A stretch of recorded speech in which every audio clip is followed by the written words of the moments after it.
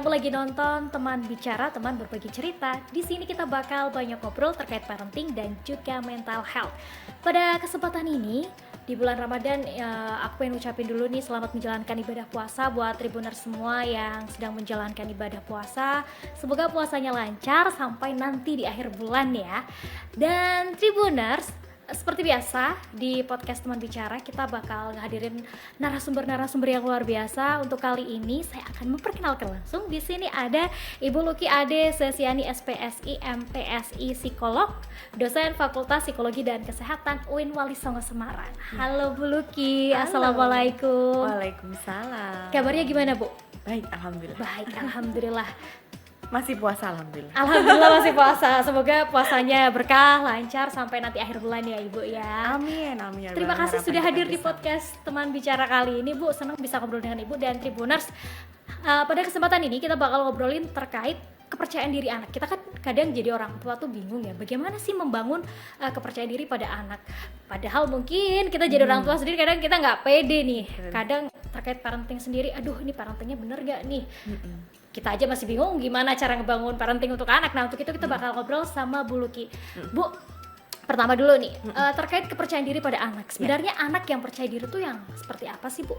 Ya, menarik Mbak pertanyaannya, karena emang sebagai orang tua tentunya terus belajar ya, apalagi orang tua punya anak lebih dari satu juga akan selalu belajar, karena anak-anak akan punya karakternya masing-masing gitu. Jadi Tribuners di sini ayah bunda ya yang punya anak baik baru satu atau lebih dari satu gitu ya, atau bahkan mungkin menjadi orang tua yang mengasuh juga selain anak kandungnya gitu ya, itu juga akan menjadi tantangan sendiri. Nah, kepercayaan diri ya Mbak ya yang menarik untuk anak-anak, betul tadi disampaikan bahwa kita sebagai orang tua juga merasakan gitu ya bagaimana menjadi orang tua juga kadang ragu pendekatannya apa sudah benar gitu ya. Orang tua juga masih mencari-cari cara yang tepat untuk anak satu dengan yang lainnya.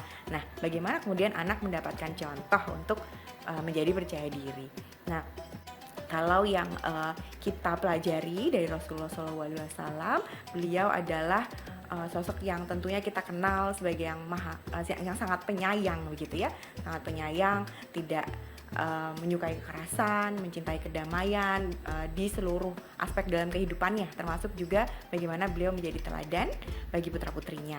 Nah, yang diriwayatkan beliau, yang bagaimana sikap beliau yang tentunya bisa kita pelajari dan juga kita terapkan adalah salah satunya menjadi orang tua yang penyayang. Nah, orang tua yang welas asih gitu ya, orang tua yang mengekspresikan lah ya kasih sayangnya pada anak-anak, itu akan memberi contoh kepada anak bagaimana dia harusnya memperlakukan orang juga seperti itu. Nah, kasih sayang juga mengajarkan anak bahwa dia diterima, dia didengarkan, dia diperhatikan. Nah, itu kalau didengar begitu sederhana, sebetulnya itu secara karakter akan membentuk karakter yang kuat, yaitu menjadi anak yang percaya diri. Oke, luar biasa. Berarti anak yang percaya diri singkatnya seperti apa itu Bu? Iya, singkatnya adalah anak yang mendapatkan perhatian dan kasih sayang dari orang tuanya. Selain itu ya dari orang tua ya. Selain itu anak yang percaya diri ada juga anak yang memahami bahwa dia punya kelebihan dan kekurangan, tapi itu sama sekali bukan menjadi ukuran untuk misalnya dia punya kekurangan, bukan kemudian menjadi alasan untuk dia itu merasa rendah gitu. Jadi kelebihan dan kekurangan itu menjadi satu yang membentuk karakternya secara utuh, bukan sebagai sesuatu yang hitungan matematika. Ada plusnya, terus minus juga dilihat sebagai yang mengurangi begitu. Nah, anak yang percaya diri adalah anak yang menerima semua anak yang menerima kekurangan dan juga kelebihannya, menyadari itu. Tapi sebagai orang tua, gimana caranya kita sih Bu untuk ngajarin anak, Dek, kamu tuh kamu adalah seorang, kamu katakanlah misalkan si anak namanya Sora. Oke Dek, Sora, kamu tuh ya memang kamu secara utuh, kamu punya kekurangan itu, kamu punya kelebihan itu, dan kamu harus terima. Ngajarinya gimana itu Bu? Kan jadi orang tua kan pasti bingung, ini ngasih taunya gimana ya? Iya betul, betul sekali Mbak. Semua yang kita tahu sebagai orang dewasa tidak selalu bisa diterima anak-anak sebagaimana kita orang dewasa memahaminya. Karena secara pemikiran juga tentu berbeda ya. Anak-anak perlu bahasa yang lebih sederhana. Bahkan mungkin lebih mudah anak-anak itu belajar dari contoh, dari yang dilihat, dari yang betul-betul fisik menarik gitu ya, tidak hanya omongan gitu. Makanya kalau kita nasehatin anak terlalu panjang juga mungkin berapa persennya aja yang masuk gitu. Nah, tentu melihat usianya ya. Nah, ini juga bagaimana meningkatkan kepercayaan diri pada anak juga tidak lepas dari usianya. Mengajarkan sesuatu kepada anak itu harus dimulai dari kesadaran atas tahapan perkembangannya. Jadi semisal untuk anak yang masih kecil, dia masih berusaha mengenal dirinya. Nah, maka orang tua bisa mulai untuk memperkenalkan dia juga dengan lingkungannya. Ini siapa namanya, misalnya kalau umur 2 tahun udah mulai bisa ngomong tuh, pastikan dia bisa mengenal orang sekitarnya dulu, ayahnya, ibunya, dirinya, lalu diajak lagi mengenal lingkungan yang lebih luas lagi supaya nggak takut sama orang. Oh, ini siapa, saudara jauh atau tetangga-tetangganya, lingkungan-lingkungan yang bisa membuat dia tahu bahwa dia menjadi bagian dari situ. Itu untuk anak balita. Nah, berikutnya bertahap sesuai dengan tahapan perkembangannya. Oke, ada tahapan-tahapannya gitu ya ngajarinnya. Berarti untuk balita bisa dikenalkan dulu, ini loh orang tua kamu, ini ayah, ini bunda, ini kakek, ini nenek, betul, gitu betul. Kan dikenalin seperti itu.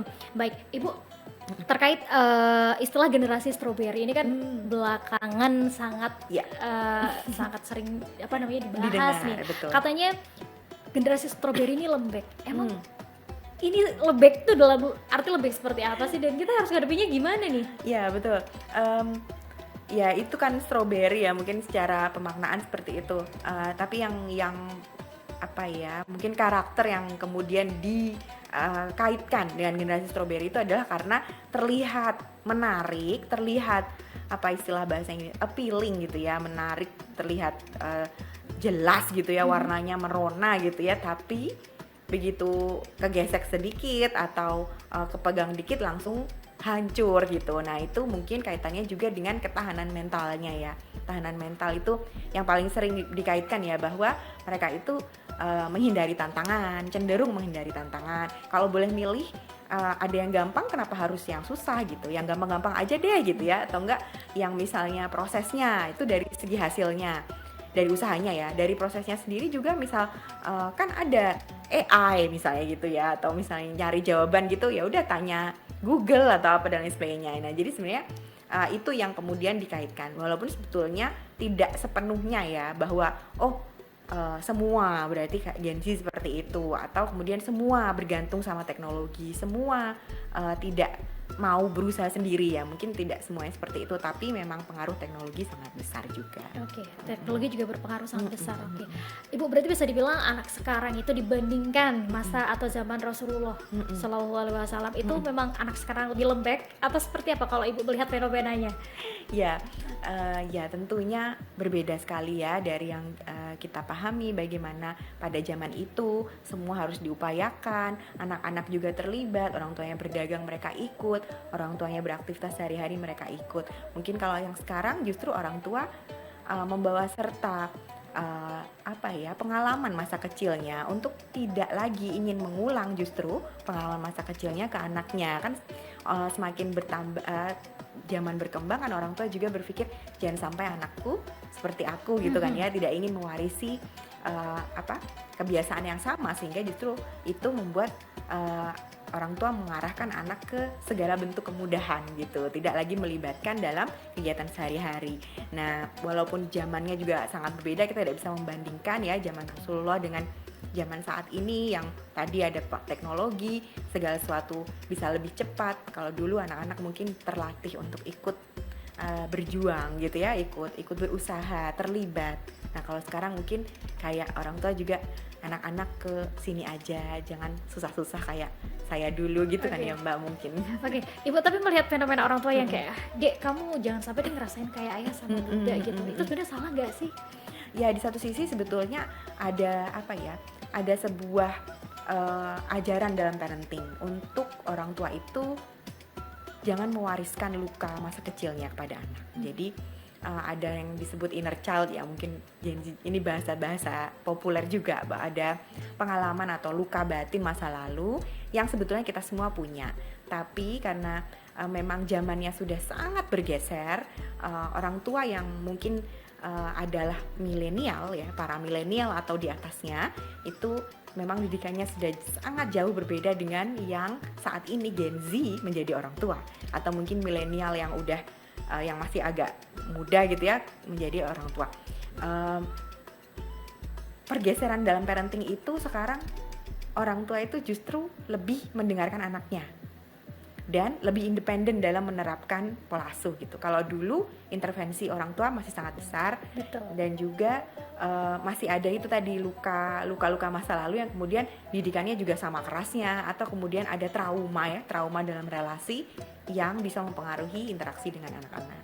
Oke, baik. Nah, ngomong-ngomong terkait pendidikan yang keras dari orang tua nih, kadang kan jadi anak tuh orang tua tuh pasti dikte, adik kamu gak boleh nangis, kalau kamu nangis kamu tuh cengeng, adik kamu pokoknya gak boleh nangis, jatuh dikit doang kamu gak boleh nangis, kamu tuh cowok, apalagi anak cowok. Betul. Itu sebenarnya dalam psikologi gimana, Bu? Apakah sebenarnya memang si anak itu boleh mengekspresikan ketika menangis, atau sebenarnya ya udah jangan nangis kayak gitu?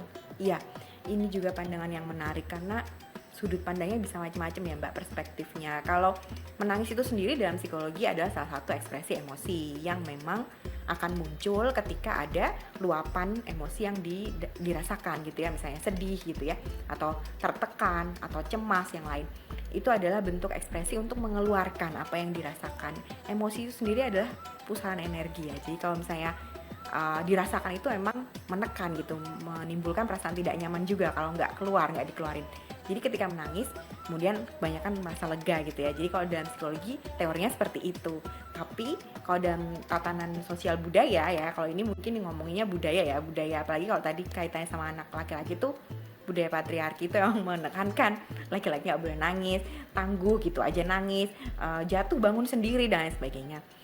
Ya itu hal-hal seperti itu kalau kita kaitkan secara sosial budaya emang sebenarnya tidak sepenuhnya benar, karena apakah kemudian hanya anak perempuan yang boleh menangis, sementara tadi sudut pandang yang lebih humanis dan lebih memberi kesempatan yang setara ya laki-laki juga boleh menangis.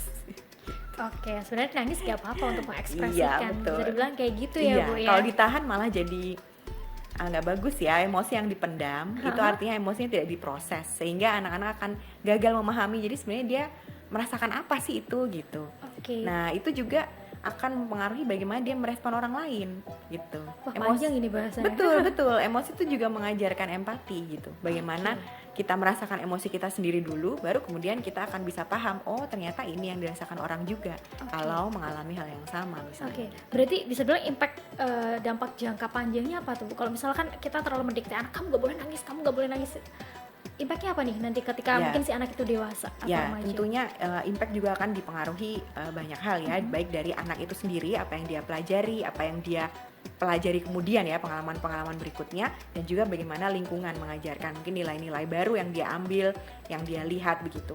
Jadi memang bagaimana orang menyerap ilmu dan pengalaman itu akan menentukan nanti hasil akhirnya. Nah tentunya akan beragam, tapi ya dampak terburuknya ya bisa kemudian kurang peka ya melihat misalnya orang biasanya mungkin kelihatannya di interaksi sosial atau dalam kelompok lagi kerja bareng kok kalau sama dia tuh pasti nggak ngerti gitu, misalnya kurang peka gitu ya, atau kemudian kalau jadi atasan jadi nggak mau tahu, nggak mau dengerin bawahannya dan sebagainya. Nah mungkin itu juga bisa menjadi dampak kalau kita bicara bagaimana perilaku orang dewasa itu pasti akan bisa dijelaskan juga oleh pengalaman masa kecilnya. Berarti pengalaman itu juga ikut berpengaruh, bisa dibilang kayak gitu ya Bu ya.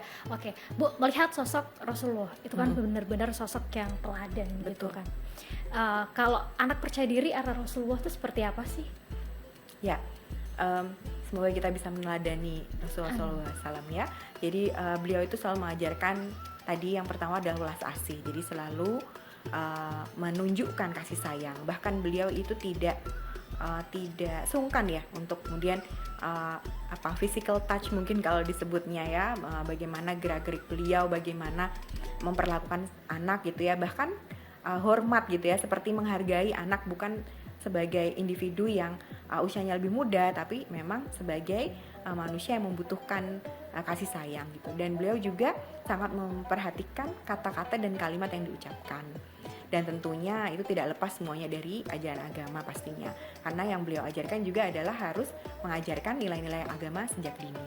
salah satunya juga mengajarkan agama juga tidak boleh dengan kekerasan ya, kalimat-kalimat yang kurang baik, kalimat-kalimat yang menjatuhkan anak-anak atau menyerang gitu ya, misalnya kamu gitu aja nggak bisa, kamu tuh gimana, atau label-label lain, itu kan juga jelas tidak mencerminkan apa yang beliau berikan tadi. Terkait kalimat-kalimat tadi Bu, saya cukup tertarik nih. Jadi orang tua ada beberapa kalimat yang itu tuh pokoknya keramat banget, gak boleh diucapin ke anak biar tidak meruntuhkan kepercayaan diri si anak. Contohnya seperti apa tuh Bu? Oke, itu menarik ya. Mungkin salah satunya adalah kalau mamah dulu gitu ya. Oh itu masuk. Kalau papa dulu, kalau mama dulu ya. Kalau konteksnya adalah sedang ingin membuat anak memperhatikan dan menyerap apa yang mau disampaikan, kalau ada kalimat itu di depan, mungkin anak-anak akan jadi langsung nggak mau dengerin ya, mungkin ilfil gitu kalau misalnya mungkin ya. Jadi karena ya kan itu mama gitu ya misalnya. Kalau apalagi anak sekarang mungkin bisa jawab ya, itu mama, itu kan dulu dan lain sebagainya. Anak kritis ya, anak-anak sekarang ya tentunya. Hal seperti itu justru menciptakan gap kalau menurut saya sih. Mungkin kalau secara komunikasi itu adalah gap komunikasi yang sudah langsung dibentuk oleh orang tua bahkan sebelum inti pembicaraannya tuh keluar gitu.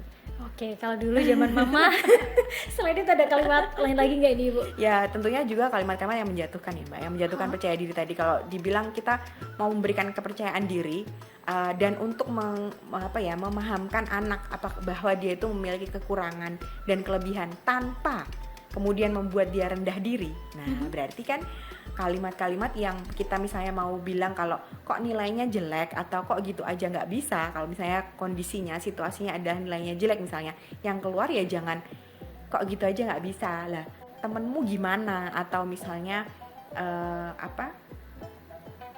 nggak ada yang masuk, atau mungkin kata-kata label yang lebih ini lagi, misalnya bodoh, kamu nggak mudeng-mudeng dan lain sebagainya. Nah itu kan justru tadi yang membuat bahwa anak menyadari bahwa kekurangannya itu benar-benar kurang, tidak ada harapan lagi gitu, benar-benar minus tadi gitu. Padahal sebetulnya di balik itu orang tua perlu menanamkan bahwa meskipun nilai kali ini jelek, nanti gitu kan, optimis kan juga perlu diajarkan ya, bahwa kalau belajar lagi nanti akan lebih baik. Kalau apa yang kamu butuhkan untuk bisa belajar dengan lebih baik misalnya. Nah hal seperti itu yang mungkin bisa lebih dilakukan gitu ya, untuk meningkatkan kepercayaan. Oke, jadi buat Tribuners yang punya anak, tolong ya dijaga. Sama-sama belajar dari orang tua. Kita sama-sama belajar. Berarti perlu agak direm nih, nggak boleh ngomong-ngomong kayak gitu, karena sebenarnya orang tua tuh sering banget berulang kali pasti ngomong kayak gitu. Saya pun didikan VOC zaman dulu. Iya betul. Kadang Bu. Iya karena menjadi orang tua juga adalah manusia ya, manusiawi ketika kemudian ada kesalahan dan lain sebagainya. Ini yang selalu saya tekankan, bahwa untuk mengajarkan parenting itu nggak melulu ngomongin anak. Sebenarnya parenting itu ya ngomongin orang tua. Mesti fokusnya parenting itu, fokusnya ilmu parenting itu seharusnya juga pada orang tua. Jadi bagaimana mengajarkan misalnya orang tua supaya emosinya lebih teratur, bagaimana orang tua mengelola stres ya, mengelola dampak konflik di sekitarnya, konflik dalam pekerjaan misalnya, bagaimana supaya orang tua tuh bisa lebih tadi misalnya memikirkan gitu ya dampak dari apa yang dia lakukan terhadap perkembangan anak. Nah itu kan sebenarnya POV-nya harusnya orang tua gitu. Ya, nggak melulu ngomongin perkembangan anak tuh gini. Kalau itu tuh kayak baca doang di Google aja ada gitu ya. Tapi justru mungkin orang tua akan sangat mendapat manfaatnya ketika kita bicara tentang bagaimana sih mengelola stresnya, bagaimana mengenal karakter dirinya sendiri sebagai orang tua. Mengapa dia menjadi orang tua yang seperti itu? Yang melihat lagi ke pengalaman masa kecilnya mungkin. Nah, itu dengan orang tua lebih menyadari apa yang membentuk karakternya sebagai orang tua, itu dia akan jadi lebih tahu harus gimana gitu. Oke, berarti jadi orang tua kita harus mengenal diri kita sendiri dulu. Betul, sebelum harus. kita nanti ngajari si anak gitu ya Bu. Yes. Karena konflik-konflik yang nggak selesai akan keluar juga nanti, akan berdampak pada pada penerapan parentingnya. Oke, luar biasa Ibu.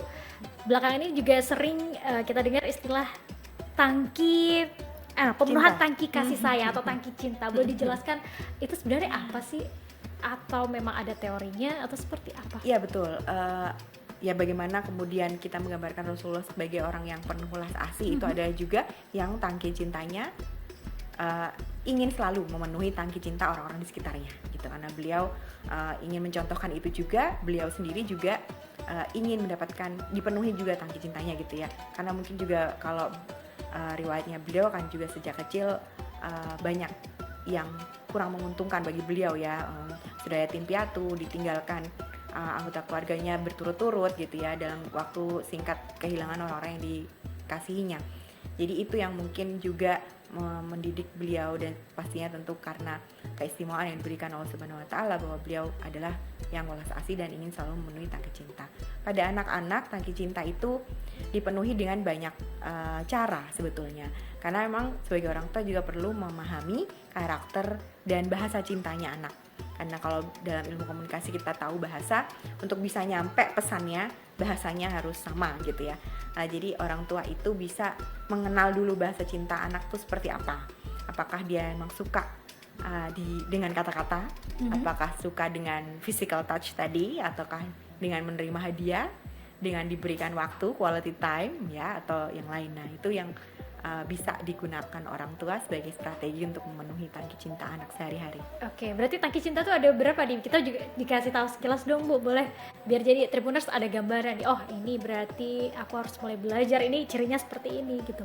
Oke. Boleh cut dulu? Oh iya boleh. Aku lupa yang satu. Oh iya.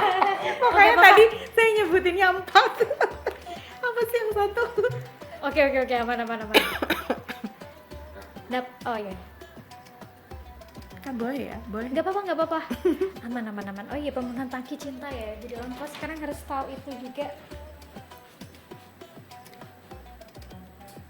Apa sih Mbak? Gift, Pemberi. words of affirmation, terus Physical touch. Aku nggak hafal. Iya Mbak, ada 5. Ada 5? Aku nyebutnya tadi cuma 4.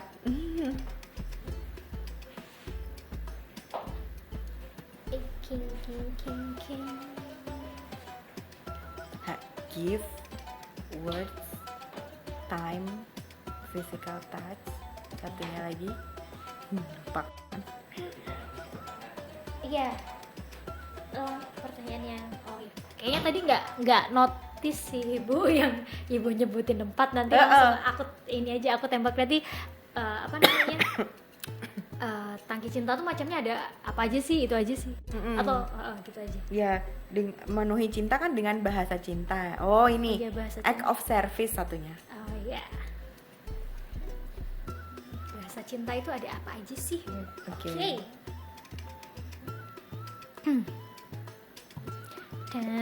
Ya, oke. Oke.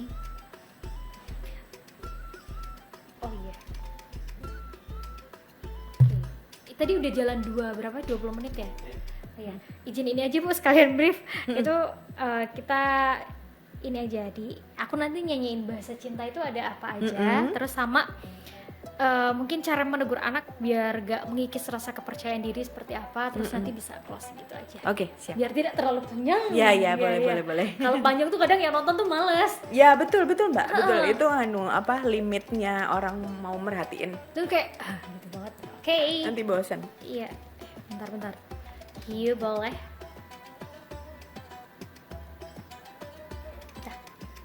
Ya. Oke. 3, 2, 1. Oke, Bu, jadi ngomong-ngomong terkait bahasa cinta, itu ada apa aja sih? Dan kita sebagai orang tua harus belajar juga dong, itu cirinya seperti apa? Iya, mungkin selama ini taunya bahasa cinta tuh antar dengan pasangan gitu ya. Tapi sebenarnya ini berlaku untuk semua, karena kita semua komunikasi pakai bahasa. Ya, yang pertama itu words of affirmation, Mbak, kata-kata manis ya, mungkin bahasa sederhananya itu. Jadi ini tipe anak-anak yang suka kalau tutur katanya lembut, misalnya kalau disuruh itu dengan kata-kata yang lembut, atau setelah disuruh nanti dia akan mendapat pujian, misalnya oh hebat ini. Nah itu Bu, karena kalau kebiasaan seperti itu, orang tua juga akan membentuk anak menjadi seperti itu, dan kalau anak-anak lebih suka hal seperti itu, orang tua kemudian juga akan melakukannya terus. Nah itu ya timbal balik ya, itu kata-kata cinta, kata-kata manis maaf. Terus kemudian yang kedua adalah quality time, atau memberikan waktu bersama, tapi lebih ke waktu bersama. Jadi ini adalah tipe anak-anak yang suka, walaupun mungkin cuman ke Indomaret, cuman beli jajanan di luar rumah, tapi es krim iya, 5.000 perak. Betul, tapi bareng sama orang tuanya. Nah itu, jadi dia menyukai waktu-waktu bersama dengan orang tuanya.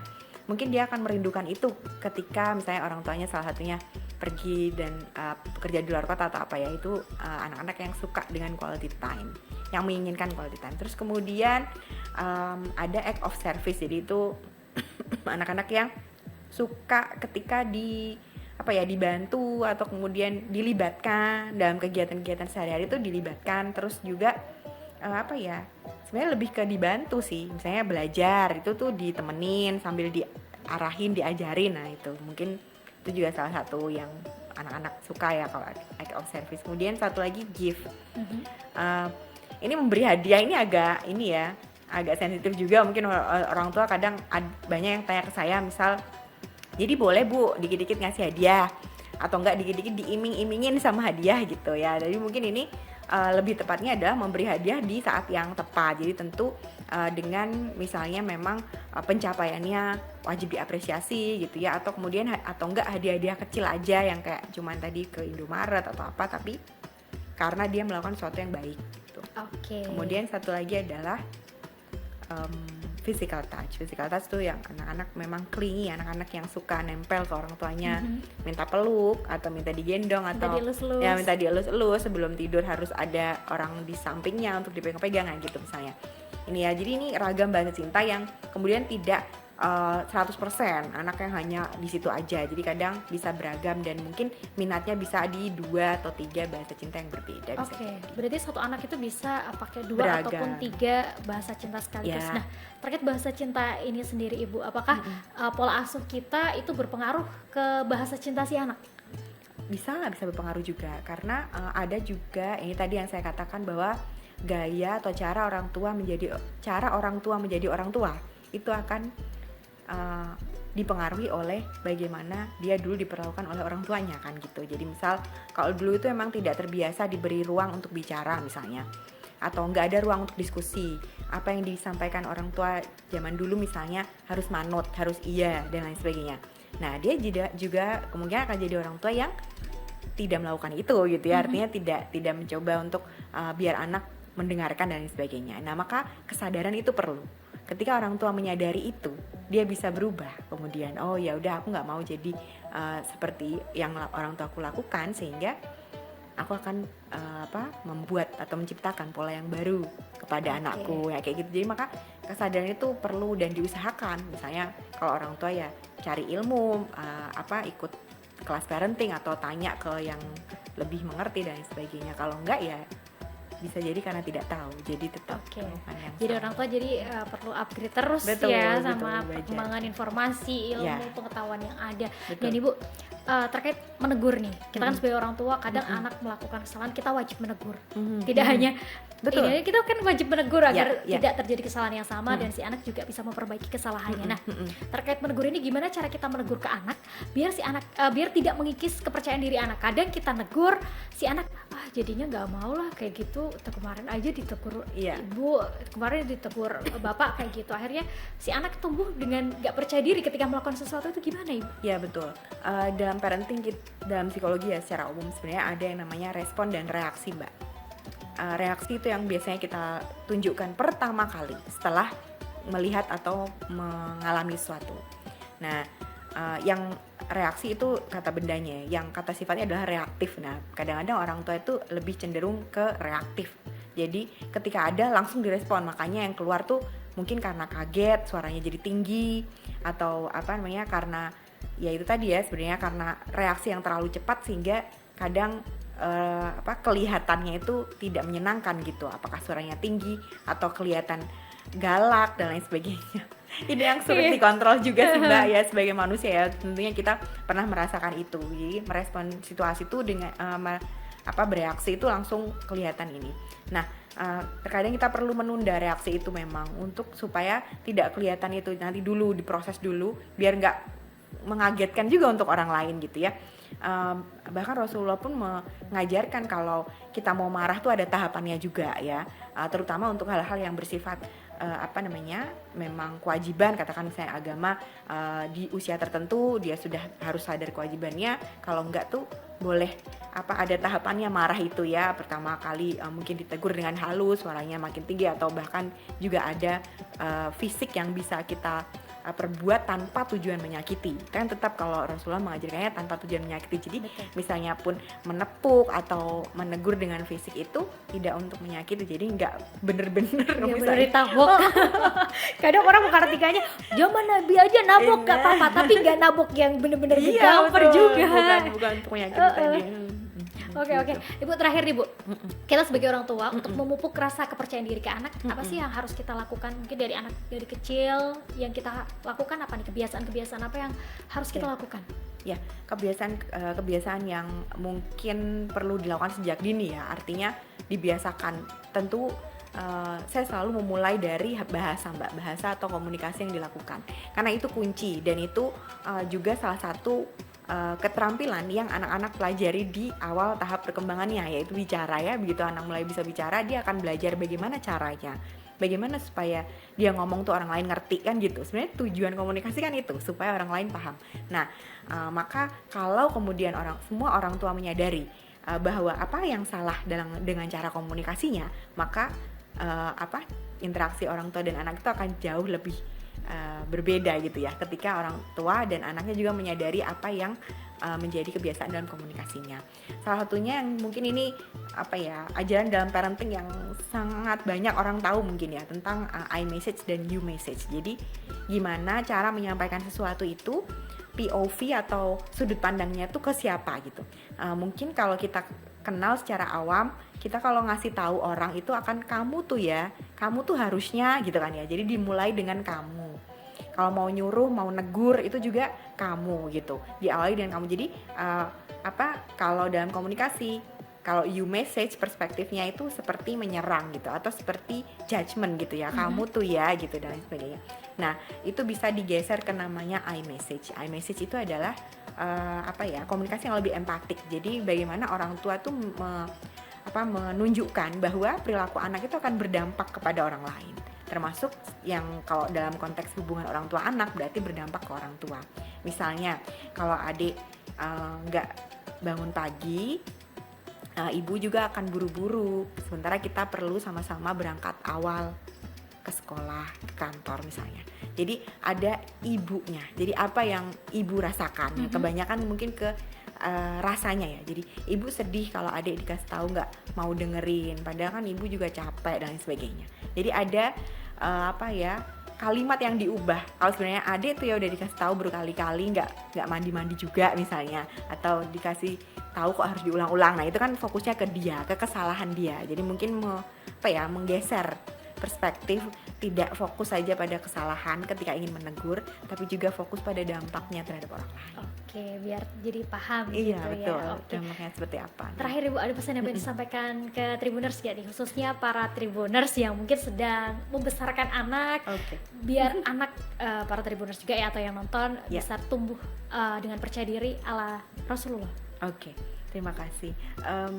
Baik, mungkin ini juga yang banyak sudah diketahui ya, seperti yang diriwayatkan oleh Ali bin Abi Thalib, bahwa Rasulullah mengajarkan untuk mendidik anak sesuai zaman.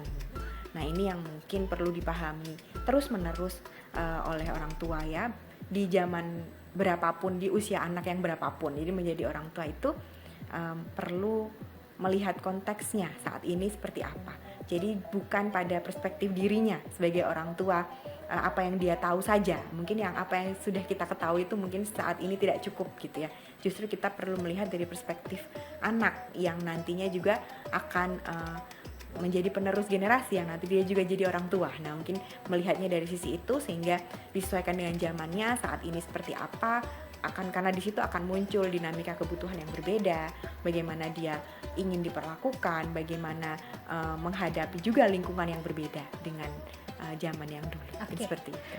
Oke, jadi gitu Tribuners, ketika kita mendidik anak itu didiklah sesuai zamannya.